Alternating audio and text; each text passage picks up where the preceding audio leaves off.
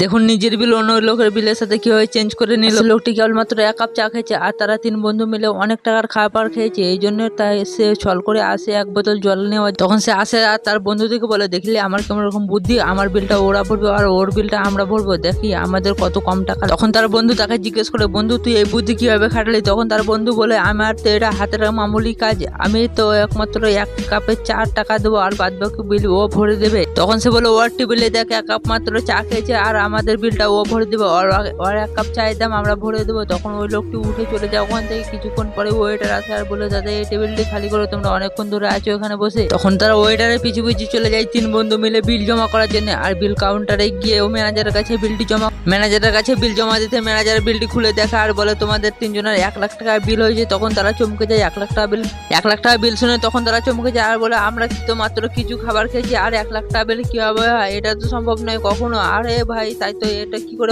Manager খাটাতে আবার তাদের কাছ থেকে নিয়ে নেয় আর বলে, আপনি তো 1 কাপ চা খেয়েছেন আর বাদ বাকি পার্সেল খাবার আপনার বাড়িতে পৌঁছে দিয়েছি, আপনি সেগুলো জানেন না? সেই খাবারগুলোর দাম কে দেবে? আপনি তো বলবেন, বিল না দিয়ে আপনি এখন যাবেন না।